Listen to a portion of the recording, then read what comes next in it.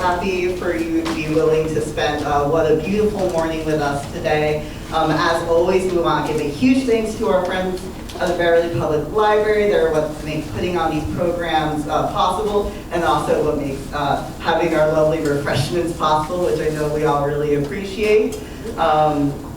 With that, this is our last program of the Monday morning series. But we are really happy to go out with a bang here. With we all know that that it's the big anniversary year.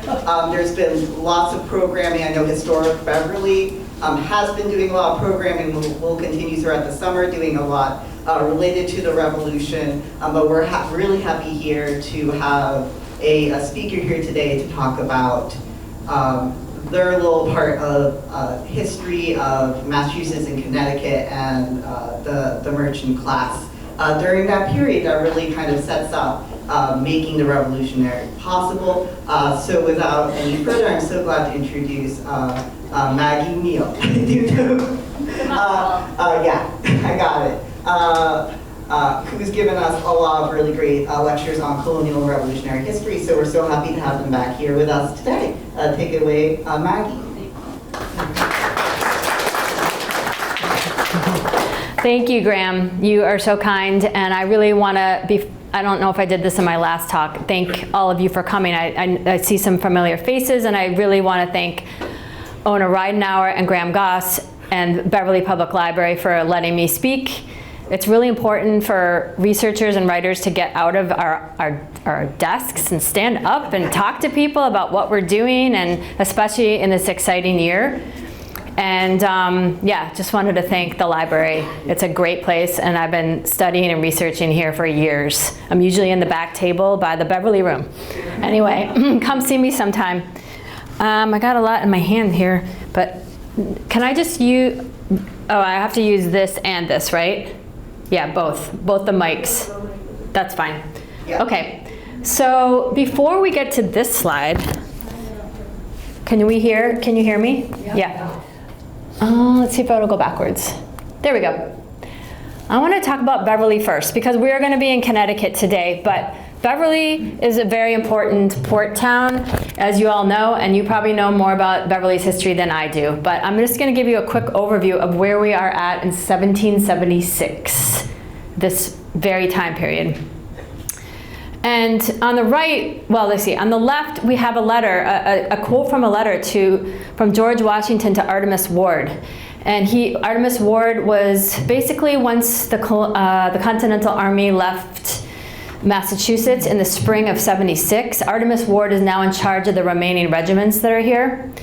And this letter states, it's George Washington orders to him. It's not really a letter, it's his orders. And this is the second point here, that all provisions and military stores of every kind are to be collected together and sufficiently guarded. That's an important word. You will also afford every necessary protection to the stores and vessels which lay at Beverly. So that right there is a big clue as to how important Beverly is right now in the timeline of the war. Washington right now is doing everything he can to get down to Manhattan. And as he's leaving, which is around early April, from his headquarters in Cambridge, he stops to instruct Ward. Beverly, as you know, is also, it's also a privateering hotspot. And it's going to be, I think, in tandem with Marblehead, the first naval base of George Washington's experiment with that, which at first he's hesitant to do, but then he realizes, yeah, we need to start a navy. And so it's, again, and we also know about the Hannah and the Nautilus, I believe, which I went to one of those talks at Historic Beverly last fall. So it's just becoming this privateering hotspot before the war, during the war, and it's very, very important. And on the right, we see an advertisement for men, who's ever left over, because all the men are going down to Manhattan. And Massachusetts supplies the most soldiers during the Revolutionary War. No surprise there. So I'm not going to stay too long on this slide, but here is a broadside advertising, why don't you come join the Brigantine Washington? And a brigantine is different from a brig, by the way, which I had to learn. And you can make your fortune in a few months, or maybe get captured, or go down at sea. But I mean, it's all about it's really it's the major story, and it's coming out in these years around the 250th anniversary. It's all about the sea and the privateers, because they're the ones that are going to supply the supplies like powder that we need. Having said all that, let's keep going. We're here today to talk about Norwich. It's a town similar to Beverly. It's a port town, but it's on a river. I talked about it last year. I see a lot of familiar faces. Thank you for coming back. It's another important port town, and it's a little bit safer. It's not right on the Long Island Sound. It's up a river called the Thames. Has anyone ever been to Norwich? Yep, I love it. It's a really exciting town. It's about twice the size as Beverly. It was the second largest town in Connecticut in 1775, second only to New Haven. And Hartford is right behind them. 250 years ago today, Norwich's Landing, which we see a picture of it here, this is by Fitzhenry Lane, who sketched it in 1849, but we still get an idea of a very active port. 250 years ago today, Norwich, Connecticut's landing or dock area, with vessels, soldiers, and maritime workers, enslaved and free in black and white and brown. It would have been full of them. African, Mohegan, Irish, English. This is what this presentation will showcase, is how Norwich was a supply depot and troop stopping place for the Continental Army. Norwich area up until 1660 had been used and lived on by the Eastern Woodland Native Americans, including the Mohegan tribe, a very successful Native American tribe in American history, for thousands of years. It was basically gifted to a group of Congregationalist English settlers in 1659 by Chief Uncas, who was a savvy leader of the Mohegans and basically worked with the English invaders in order for his people to survive. This is called the landing by the settlers by 1776, but it's originally called Noash. Well, the river's called, oh no, the point was called Noash on the Thames River. That is a tidal river that comes up from the Long Island Sound. So let's keep moving here. But that's sort of the introduction to what I'm going to talk about. And I also want to just give you some points to think about while I'm talking. Famous battles cannot be fought without people behind the scenes. Battles are done in minutes or hours. Provisioning troops, meaning supplying them with food and ordnance and supplies, takes planning, organization, supply chains, and cooperations by many persons who will actually touch the supplies. George Washington is going to focus on Norwich, Connecticut in the spring and summer of 1776 because of its prime location. It's right between New York and Boston, about equidistant, and its friendly merchant community. We're going to focus in, we're going to drill down into the Huntington brothers, the Huntington family. They're going to depend on their associates, which I call maritime associates, some of whom are enslaved, but we're talking captains, workers, dock workers, crew, everybody. They're going to work overtime to respond to the Continental Army needs in 1776. Connecticut is going to respond, and Massachusetts, of course, always Massachusetts, when Pennsylvania, New York, and New Jersey might not have for various reasons. My talk is just one example of one merchant operation doing their part. Every single town in Massachusetts and Connecticut and all up and down the coast had these merchant communities, and it's a class. It's a class by itself. It's only second to the ministers. The merchants were, they're part of their own class. So my talk today is based on a paper I'm doing for Connecticut History Review. It's a journal out of Connecticut, and it's based on the papers of a Huntington descendant of one of the men, one of the, what I'm going to call commissary agents, and it's at the American Antiquarian Society in Worcester, which is a fabulous place. And this archive in particular has all these little scraps of paper. I was looking for information about Andrew Huntington, but it's actually, these are the Joshua Huntington papers.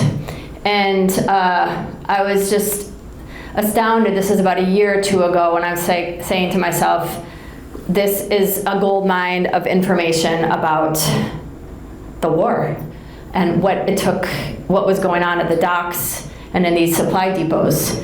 So this woman right here and her husband, who worked at the American Antiquarian Society, they bought this collection of Joshua Huntington's papers and books in an auction in 1939, and then they ended up giving them to the American Antiquarian Society. And they're just, these papers identify, again, the ship captains, carriers, wagoners, dock workers, carpenters, blacksmiths, maritime associates, skilled artisans, all of these people who helped the Continental Army throughout 1776. All right, let's keep going. So one of the things I want to point out right now, which I'm already alluding to, I think, most of the papers that survive are written by men, and they save their papers, and that's okay, that's fine, that's good. The thing is that a lot of times, a lot of other people then are not talked about. But I just want to let you know, remind you that in Norwich and Beverly, everywhere, that people of color are present at all times in the houses and in the barns and in the attics and in the meeting houses, on the streets, working hard, all of them, everybody. Workshops, laundry tubs, Bible studies. While I'm talking about the people that are running the revolution, I just want to emphasize that there's a ton of people supporting them. And they are sometimes working in attics, sleeping in attics or on kitchen floors, and even if they're absent in the letters in the later 19th century narratives and in the books. So Norwich, convenient inland port. We see that its location is convenient. We've already talked about how many people are there. It's also around, I don't know if you realize this, Connecticut really has pretty good agriculture, and it still is very agricultural. If you drive down there in the summer like I do all the time, the corn is like impressive. So it still has a lot of production, and that's what they need, because Washington, we need to supply the troops, we need to get all the supplies in the spring of '76 down from the 3 or 4 army camps up in Boston, and we need to get them down to Manhattan. And they don't know when the British are going to come back from Nova Scotia. They don't have that intelligence, especially in March and April. But they immediately start heading for Manhattan once the British leave Dorchester Boston in March of '76. Norwich, again, there's many supply depots like Danbury, Pomfret, Hartford, anything, Beverly, any sort of big market town is going to serve in that purpose. It also will have a prison and an admiralty court. Does anyone know what an admiralty court is? It's what it's when these privateered vessels, like from Beverly or Newburyport or wherever they're coming from, New London, the Continentals wanted everything to be done by the book. Sometimes privateers had a by the government, but also privateering is happening as an independent, captains were independent and they could go out and privateer good. In other words, it's allowed during the war because they need all these, that's the only way they can get things like shoes and powder, gunpowder. They don't know what they're gonna get on these privateered vessels, but the Americans are very, very good at it. And they're going to speak about that at Historic Beverly this Thursday, and I'm gonna go. I think it's at 2 o'clock. It's just really, it's the biggest story, I think, of the Revolution, is one of them. Where is the talk? The talk is at Historic Beverly, at the main house there, the Cabot House. Okay, good. Yep, I believe it's, I don't know what time. I think it's 2 o'clock. 2 o'clock, yeah. Okay, so an Admiralty court basically is a court where all the privateer goods are auctioned off equally, like fairly, whatever the Continental Army doesn't need. But, you know, it's like you never know what you're gonna get. It could be a boat filled of sugar or molasses from the West Indies, or if you're really lucky, gunpowder from the West Indies, because that's where it's coming from. That's why we have to do it, because we're not gonna be able to make enough gunpowder to satisfy the army. Let's see, did I get everything on this line? Yeah, so the Norwich merchants, not just the Huntingtons, they've been doing this since 75, and they were helping out Boston too, by the way, during martial law that was happening in the aftermath of the Tea Party. From, 2.5 years almost of martial law, where there was no trade coming in. So a lot of food and supplies had to come in from the towns around Boston, like Beverly, Newburyport, and even Norwich, which totally aligns with Boston. Like the people of Norwich and their ilk, the leaders are always looking to Boston, and they're like the little brother to Boston Big Brother. And so in other words, they're not as much aligned with New York. New York is much more of a mixed population of loyalists and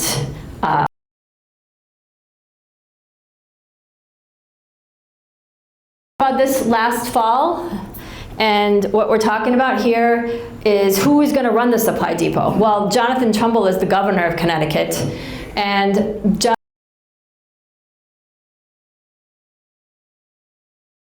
Trumbull's daughter married Jabez Huntington on the right, his son. This is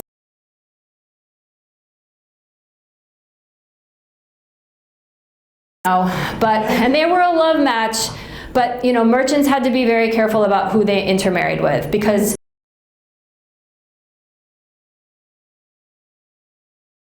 debt could end up being your debt. And and your reputation is everything. If you lose your reputation as a merchant, it can have really bad consequences. And in fact, Jonathan Trumbull was somewhat of a failed merchant, which he gets all these accolades lately as being this great merchant. I'm like, well, he wasn't really. The war saved him, but he was a very good leader. And he was the only sort of bona fide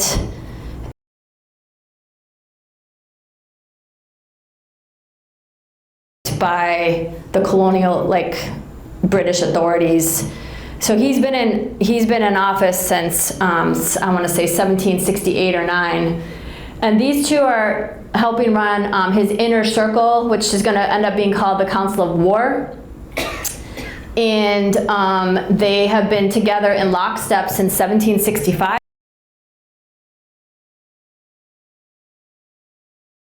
In Hartford, I believe it is, with the royalist governor or loyalist governor Fitch, and they refuse to sign the Stamp Act, like that they're gonna enforce it. They walk out of the meeting. Now that is an action that could get you in trouble with the British authorities, and they do that. So they're patriots. There's no confusing them for being wishy-washy.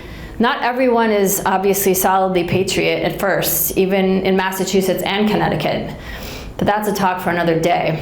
So what's going to happen is Washington's going to start making a lot of big asks of Jonathan Trumbull, and then he in turn has to turn to his son Joseph, who will be the head of the commissary department for the Continental Army, the Huntingtons, who are his family now, and then the Huntingtons will have to get their captains and their workers and the artisans to help them at the docks. So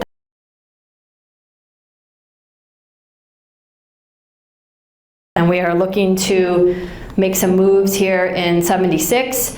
I just want to quickly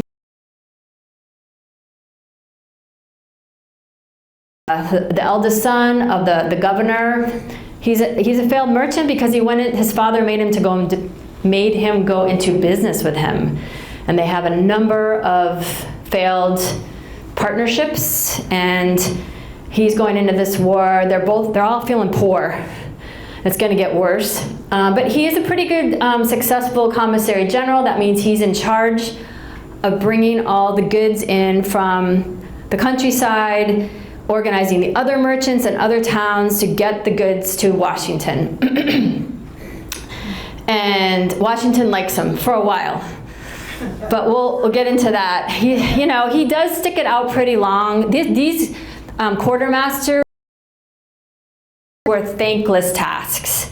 And I would argue right now that it's easier to be an officer in the war than one of these people behind the scenes. They're the ones that are going to die young, actually.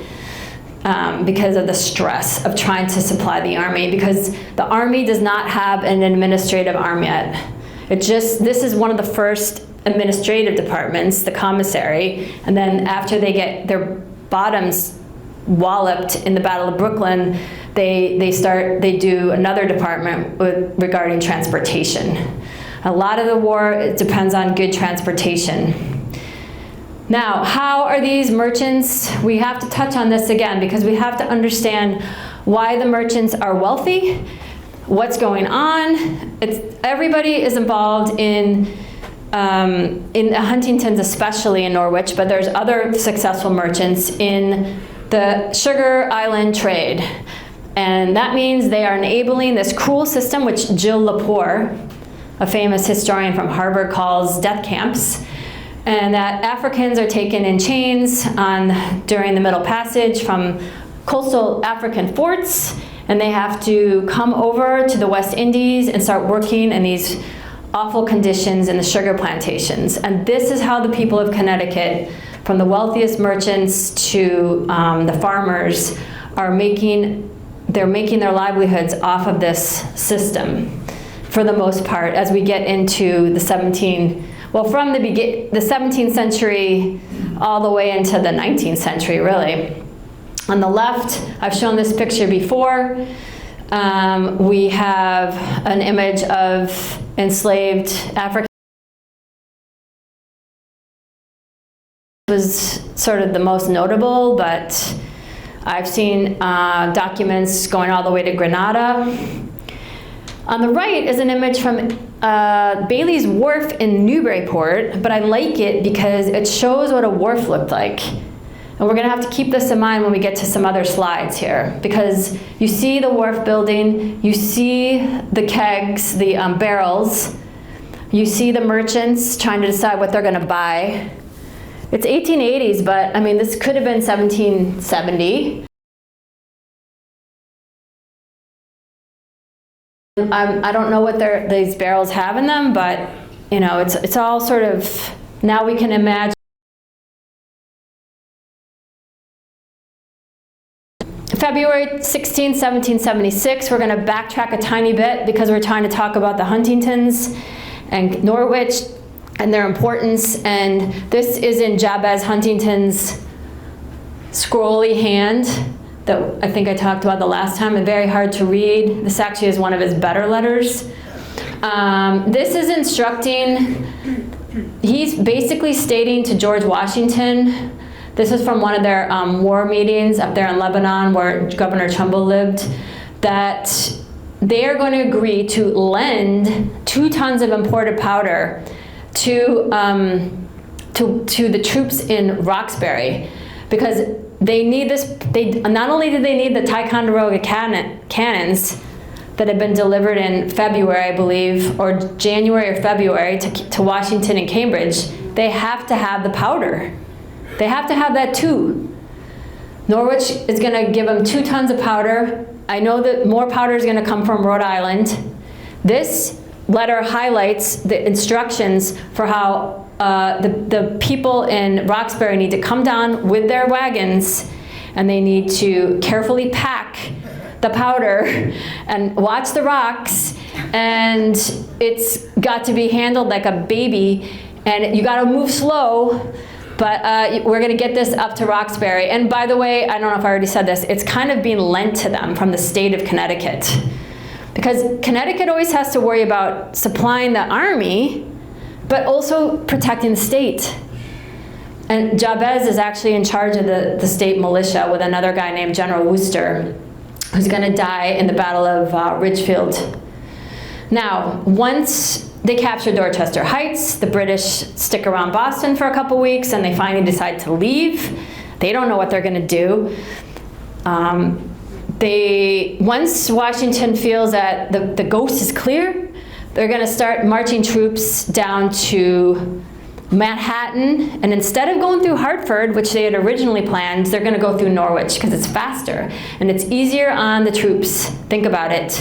Instead of marching from Boston to Manhattan, if you can hop on boats in Norwich, that's much easier on the men, because once they get to Manhattan, they're going to have to start building forts and redoubts and bunkers and everything all around Manhattan, which is completely surrounded by water, impossible to defend, but you can't ignore it.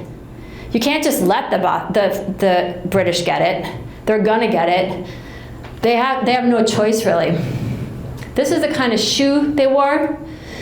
Can you imagine? But I mean, at some points, as we know, famously, and I think it's true, men didn't have any shoes or boots.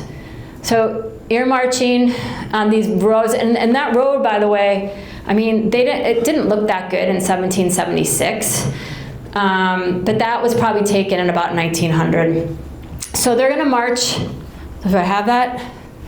Do I have a slide of that? Let's see. Oh, no, we're not there yet. They're going to march. I already showed you the slide. They're basically going to go on the Boston Post Road down through Providence, over to Attleboro. Then they're going to cut down through the Rhode Island to Connecticut through the town called Plainfield. And then they're going to kind of hug the Quinebaug River, and then they're going to cross the Shetucket River, probably through with ferries. I haven't been able to confirm that. I don't think there was a bridge yet. And then they're going to hop on vessels of all kinds at Norwich. And then they're going to go down the Thames and then down the Long Island Sound, which is, by the way, I don't know, there's some sailors in this room, I believe. It is not, I don't know if you've ever done the Long Island Sound, but try to get through the East River and what they call the Devil's Gate and like Hell's Neck or something. I mean, it's nuts. I can just see the swirling tides, and it's not an easy sail, I don't think, but those guys were experts. So the troops are going to start marching, and one of their first stops, it's probably like Dedham, then Providence, then somehow they're going to get to Norwich. And we have evidence, the first evidence of these slips of papers I've been talking about, of, how are we doing on time? Of people, of sick soldiers having to stop in Norwich and get care. So on the left, the Carew family is going to be reimbursed £1 and 18 shillings. I think I calculated it out to roughly about $250 to help Joseph Vesey of Colonel Bond's regiment for 14 days sick at my house. And he's going to be treated with saltpeter, which not only is a gunpowder component, but it's also used to treat sickness. But I'm not, it could have been like an aspirin or something, but I'm not sure. Norwich actually was very well known for being a hub of pharmaceuticals, Connecticut in general, but that's a talk for another day. So they're getting, he's treating a couple soldiers on the left. It's not him though, it's his daughters and his wife, I'm sure. Candles, wood, they're going to be reimbursed for that, because you can't just go to the store necessarily and buy candles. It all costs money, right? On the right, we have Nehemiah Huntington. There's so many Huntingtons. It's insane in Norwich at this time. But he's going to be, this is a proof that he received 22 shillings in full for boarding and tending to a sick soldier in Colonel Weeks' regiment. Right? Okay, so let's keep going. So we know that the Continentals need to get down to Manhattan as quickly as possible and in good shape. But Washington, who also needs to get down there, again, they don't know when the British are coming back. He stops in Norwich, and Norwich, I don't know if you've ever been there, it's very hilly, it's very vertical. He stops in Norwich, instead of going down with the troops that day, he stops and goes up about 3 miles to the Norwich Town Green. And he is going to stay overnight at Jabez Huntington's home here, which still stands. They have a great green up in Norwich Town. I highly recommend you visit it if you're in that area. They're doing all sorts of things for the 250th. And this is their big year, to be honest, because they are supplying the troops very quietly and diligently. And in fact, Washington's going to acknowledge this to Governor Trumbull in a letter a couple of weeks later saying, I'm extremely sorry to trouble you so often with requisitions, because he's getting rejected from other people. Jonathan Trumbull is always going to try to do what Washington wants. And they're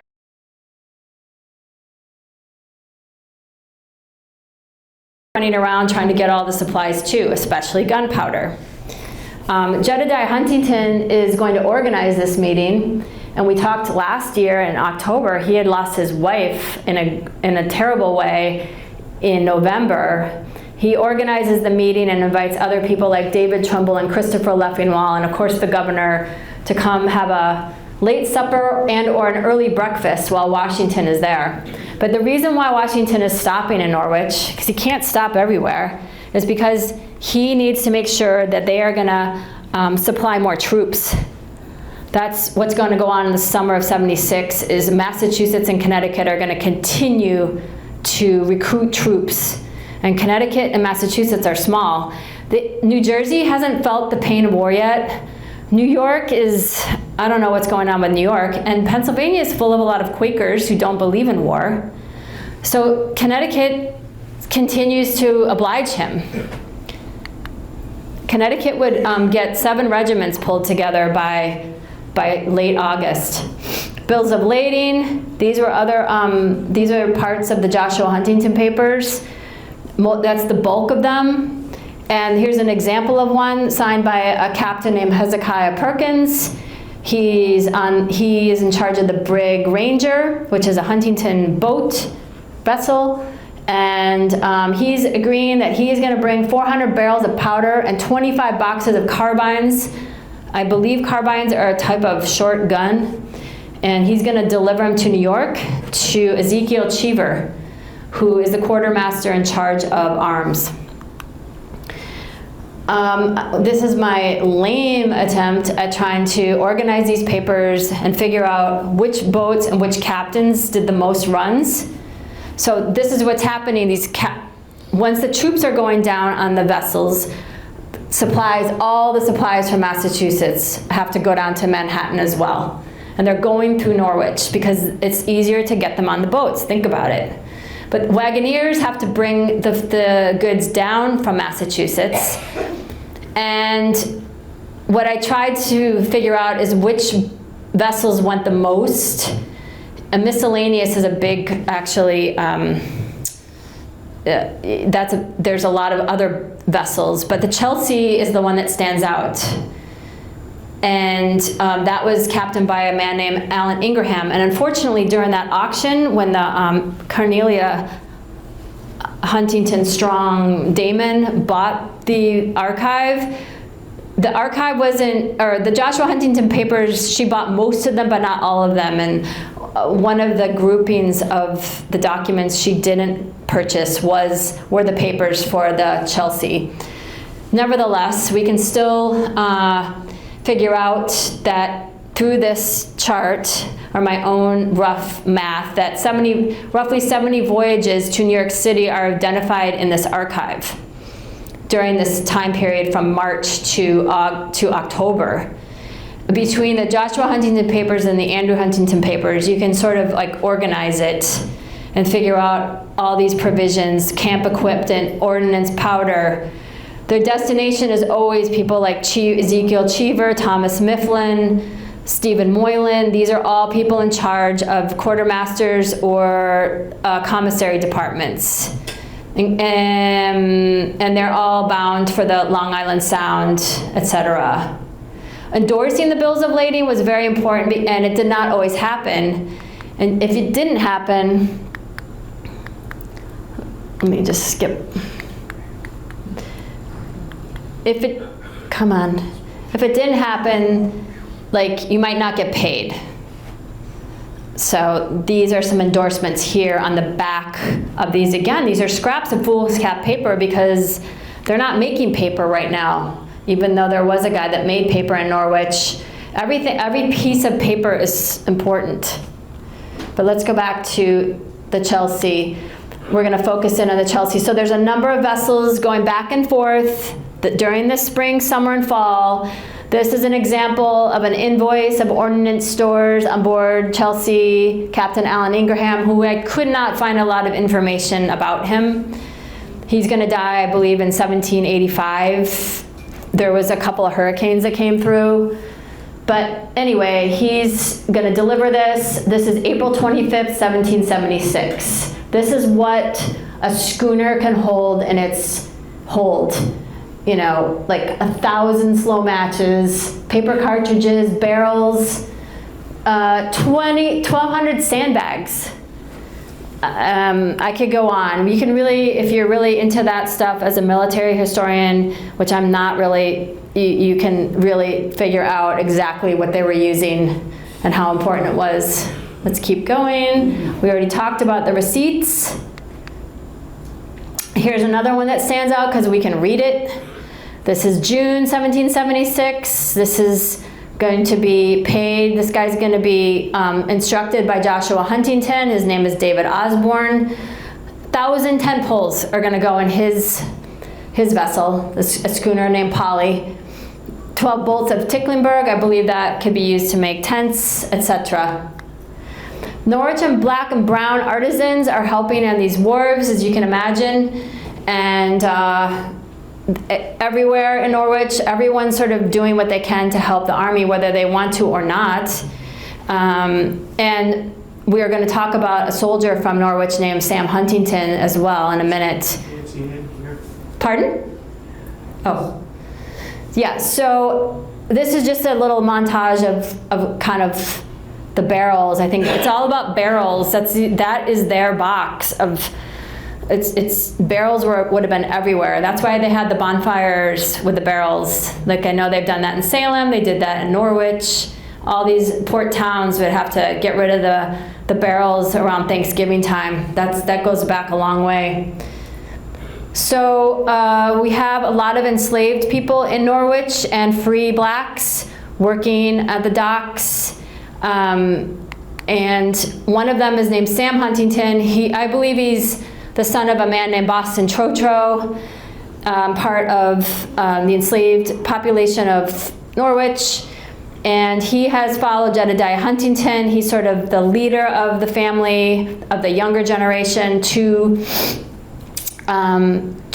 Roxbury in 75. But then for a time, the Continental Army does not want people of color, black men, to enlist again. It kind of goes back and forth. And so at some point, Jedediah decides in 1776, Sam has clearly gone down with him to New York. They're waiting for this battle to happen that's going to happen.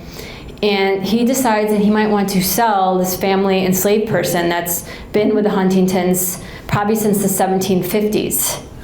And this just gives you an idea of how this is like cold-hearted capitalism at its core, really, and that enslaved people typically were looked at as commodities if they needed to be, and if they needed to be sold because you needed to pay a debt, then that's going to happen. It's not just happening in the South, it's happening in the North. I don't think I need to read this again, but it's basically saying that it would be convenient to sell him in Albany because he doesn't know what's going to happen. He would go back and work in the docks, and he would be part of other projects that the Huntingtons were in charge of. Another free black man named Guy Drock, he was a pretty well-known blacksmith. His story is fascinating. I can't go into it right now, but here's a receipt from him in December of 1776 that he's doing iron work for the Brig Ranger. And thimbles, so I learned a lot about nautical terms. And Norwich and Beverly are places where vessels are outfitted. So yeah, a lot of Beverly, correct me if I'm wrong, but a lot of merchants and families from Marblehead would have their vessels outfitted in Beverly. And Beverly, that's a talk for another day, but I mean, that harbor was somewhat safe from the British. Now, the whole summer, we're still delivering goods down to New York City, if you will, Manhattan. But then comes, we got 5 minutes left. Then comes the Battle of Long Island or Brooklyn. I just went there, actually I should have put a picture in. Brooklyn, yeah, that was one of the worst defeats, maybe the worst, arguably the worst defeat in the whole war is the Battle of Brooklyn. The colonials, the Continentals are completely chaotic, and a lot of their officers are sick, including Jedediah Huntington. So there's just chaos, terrible communication, and it's a transportation nightmare because they can't evacuate. So they have to leave all the goods and supplies that happened over the summer that were shipped by the Norwich captains.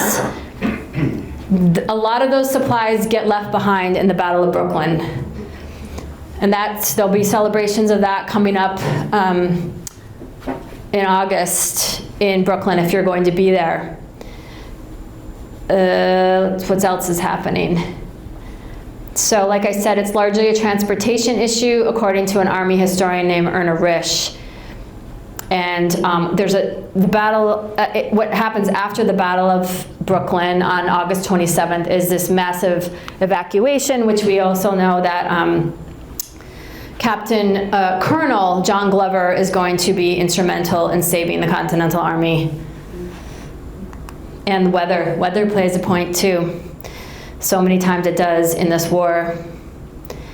In the fall of '76, after the disaster at the Battle of Brooklyn, Andrew Huntington, Joshua is now back. He was a commissary, but he's also a military guy. He's still fighting with the Continentals all the way up Manhattan Island.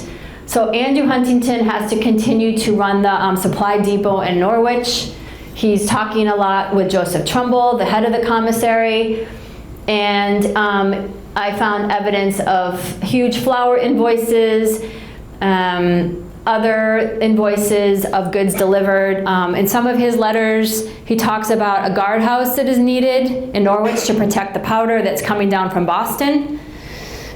And everything has to be guarded, but they can't communicate very well with the Continental Congress in Philadelphia for a variety of reasons. He can't get answers.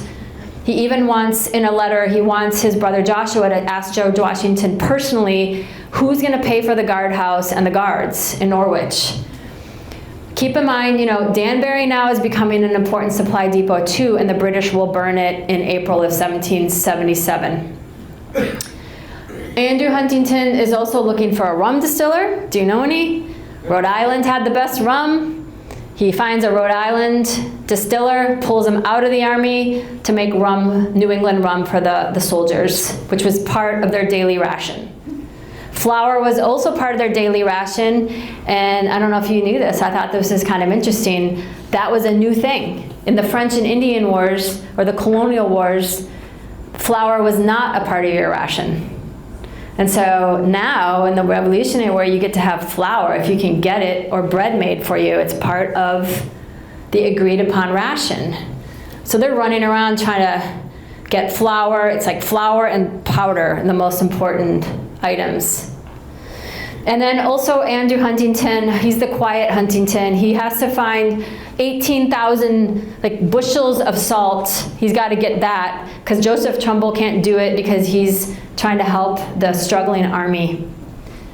All right, it's 10:15. We're almost done here. This is a letter I like to use. In the saw pits, who doesn't like that term? Wouldn't you love to live in a place called the saw pits? That is now Port Chester. So when you're taking the train down to Manhattan, you pass Port Chester, which is part of Rye. And it was it's an area of loyalists and patriots. At this point in October, there's a supply depot, like what they would call a flying camp set up there. And this guy, Jared Tracy, is writing to Andrew that this place is miserable, it affords nothing but rocks and tories, and we can't get hay and oats for the animals. The oxen, they can last without food, but not the horses. And if we have not a speedy supply, the army cannot be long subsisted, and all these are facts, and I need say no more to induce you to do your utmost interest to send us some if possible. So, it's really looking bad this whole fall. I mean, this is I think it's kind of the worst time in the whole long war. So I love this letter also because I can read it. But, and also down here, I think this is great. Let me see if I can use the pointer. Don't forget the hoops, as our rum is leaking out and none to be got here. So they saved, these old Yankees, they saved everything. And you need the hoops. If you don't, they have to save everything and they need more rum and it's just a disaster. But Andrew's just sitting up there in Norwich town and he's doing his best. He had to get, by the way, permission to not be active in the war as a military participant because he probably had a disease in his 20s. He's the only one not serving on the battlefield, but in my mind, he's doing just as much, if not more, to help the soldiers. So we're almost done here. George Washington relied upon Connecticut a lot, especially during this year.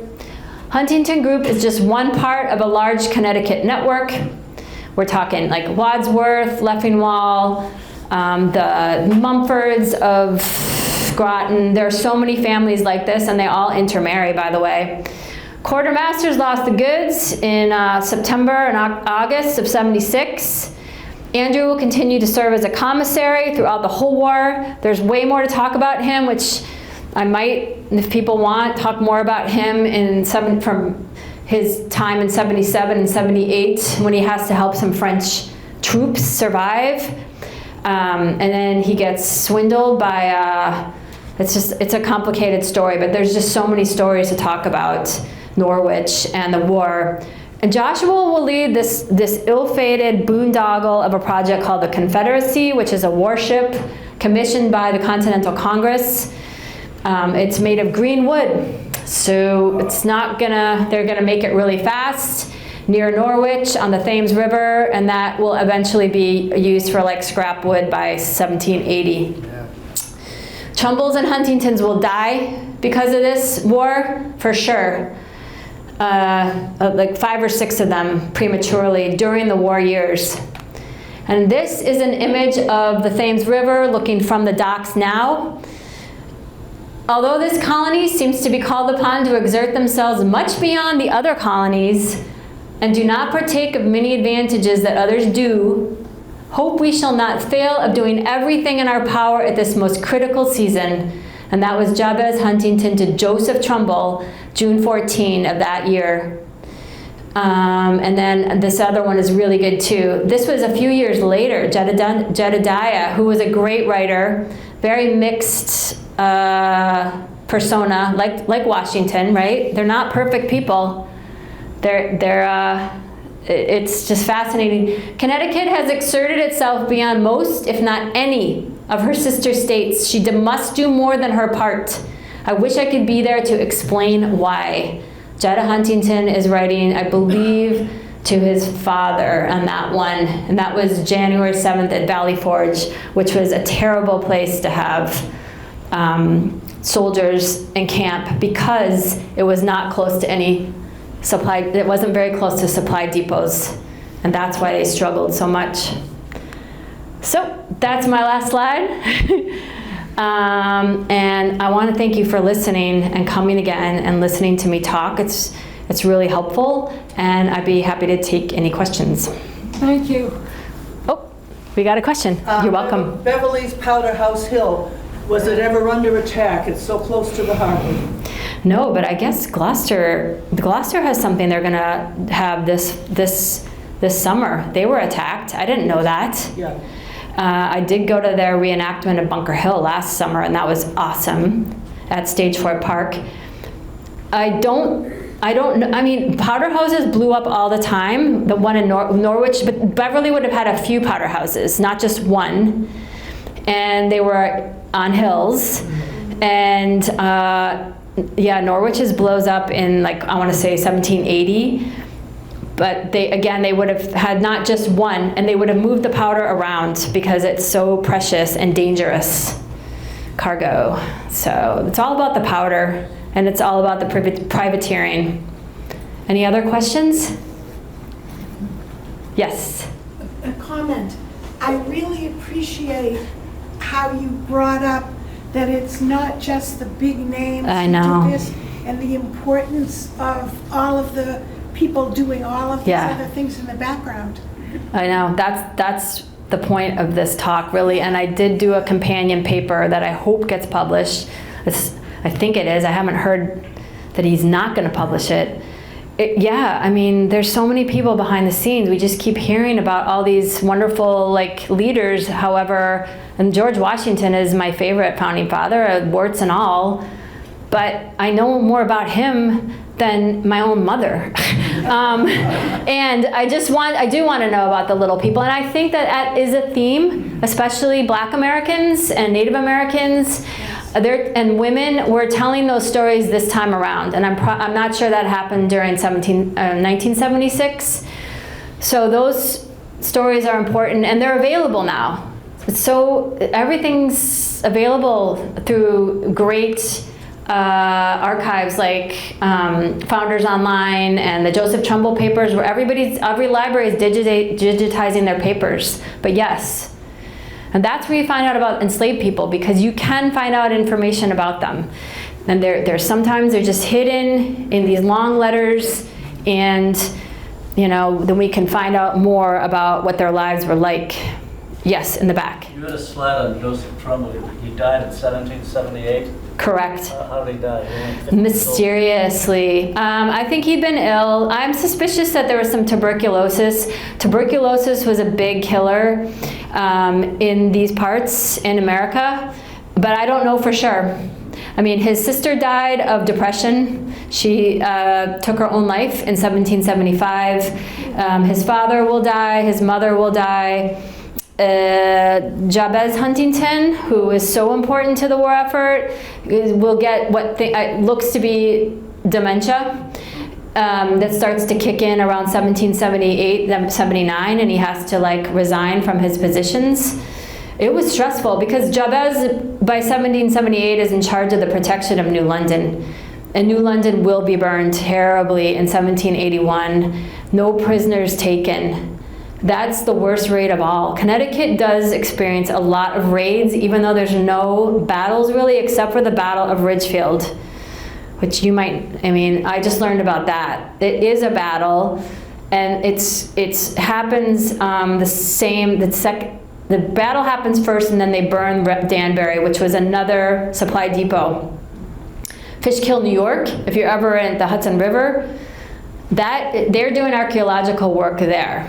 That becomes the biggest supply depot throughout the whole war because it's right near the Hudson, but it's safe. And the Hudson River becomes the most important part of the war, and that's why Benedict Arnold turns in 1780, I want to say, and it's all about the Hudson River because they can cut off New England from New York. But Fishkill, they're doing a lot of work there. They want to make it into a national park. So supply depots and commissaries, very important. Any other questions? Oh, in the back? Well, one thing, there are two things that really sort of impressed me. One is just think of how much everybody walked. I know. We just are not used to, they would walk 4 or 5 miles Oh, every at least, day. yeah. I know, in terrible shoes. The other sort Yes. of comment is there's a wonderful book called James Ooh, oh yes. that's written about by well, I don't want to spoil it, but definitely if you're interested in the black, white Right. situation, I really encourage you. Yeah, I have read James. That is a great book. You're right. It looks at it's related to Huckleberry Finn, right? And it's looking at Huckleberry Finn from a black man's eyes and from his point of view. And it's a very important book. Really good book. Yes, enslaved people were everywhere all the time, and they were illiterate. They had to read the Bible. That was part of the law in Massachusetts and Connecticut. And Connecticut, was settled by people from Massachusetts. You had to read the Bible. So, and enslaved people got baptized in the 1730s and 40s during the Great Awakening. And so they were a lot of them, I believe, were pretty literate. And they're going to, demand their freedom. And they are going to advocate for themselves. And they're going to meetings. They're going to be reading books when they can. And they're very religious. And I hope, I have a blog. I have my card in the back near Graham. If you're interested in this kind of stuff, this whole world, please go to my blog because I still do it that way. I blog. I don't necessarily send out an email letter. I don't blog all the time. I do it because I do a meatier blog. I can't just do like 2 paragraphs. But it really follows a book that I'm writing, which one of these days I'll actually publish it. But that's why I'm doing this, because I'm a writer and a researcher. But any other questions? In the front. The 54th Regiment, that was an all-black unit, but that was for the Civil War, right? Yes, Right. yes. Right. Great story there. Well, that's the big, they've got a great big plaque for it. Absolutely. Augustus St. Gaudin, right? Pardon me? I think it was, the plaque was made by Augustus St. Gaudin. Gaudin. It's a famous sculpture. Yeah, Right. famous plaque. Well, it was recently renovated because, what was it, 10 years ago? Some really bad young people put red paint all over George Washington and also red paint all over the 54th Regiment plaque. So they both had to be renovated. Yeah. That's the best. Oh, yes. Graham? I was just going to confirm for people that, for those Thank you. who might be interested in connection to this talk about the privateering talk, at Historic Beverly is on Thursday, May 21st, so this Thursday at 2 p.m. at the Cabin House. Yep, I thought it was 2. Yeah, I'm planning on going. Yeah, Yeah. 2 p.m. I mean, Beverly and the privateers are, key. The privateers, they're coming out of Boston, they're coming out of Newburyport, I mean, Maine, anyone, because that's the only way you can make money right now is through privateering during this war, pretty much. Some people will profit from the war, but people like the Huntingtons will lose their money. And so, but yeah. Any other questions before we enjoy this last day before the heat comes in? Yes? Is Huntington Ave in Boston named after these Huntingtons? Probably. They were a big family. That second generation of Puritans all over New England, they were the ones that had the huge families. Like Hingham, Waltham had huge families. Well, Norwich did too. The average colonial American was way better off than their British counterpart in England. That's what they start to catch on. They need to pay for these wars, and we're making money hand over fist between Virginia and South Carolina and New England. Like, of course they're going to try to tax us. And then of course these merchants and these plantation owners are going to just be like, heck no. So, I can't even remember how I went down that road, but it's... Well, I think a lot of the soldiers actually defected and did not go back to England. Didn't they stay in America? Probably, yeah. It's, yeah, you're right. That's why we were saying it's just a better life here. Because you can get land. Eventually you can buy land. It's all about land. Well, if you were entitled, what was there to go back to? Right. True. No, because you couldn't buy land in England. That's why everyone came over here in the 1630s, because you couldn't practice their religion, and they might get punished for that, and also they can't buy land. So, but yeah, all the land was already scooped up in England, and then the land in Massachusetts and Connecticut will be scooped up by 1750. That's why everyone's trying to go west. I mean, it's all about land, because remember, there's no banks. So your wealth is in your land and in your things, and that could be enslaved people, it could be the corn in your barn, it could be your animals. It's all about the commodities, because there's no bank. And your vessels, yep. This just popped into my head, so let's hope I can phrase it well. The Loyalists were hated and harassed and often banished. Yeah. How is it that Tar and the English feathers. were able to stay without being harassed and banished?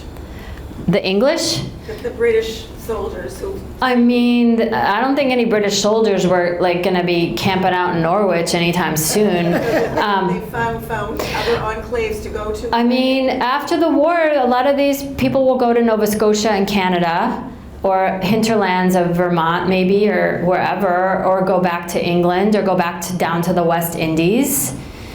But I mean, it's 8 years of animosity and terror. This is a big war. This is happening out here. Can you imagine, like, you're living in Beverly and there's, you know, Bunker Hill is happening 20 miles from there? That's scary. We've never, you know, had that. And even the Civil War was fought mostly in the South. So it's scary times. They didn't know how it was going to turn out. So it almost didn't. It took them 8 years to kick the British out.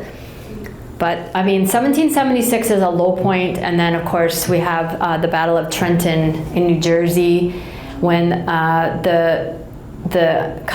George Washington, he won't let the year end without a win, and he gets mad at Joseph Trumbull. And I know I have to stop, but he gets mad at Joseph Trumbull because Joseph Trumbull goes back to Lebanon in like November, and Washington's like, wait a minute, where the heck are you going? We still have to fight a battle.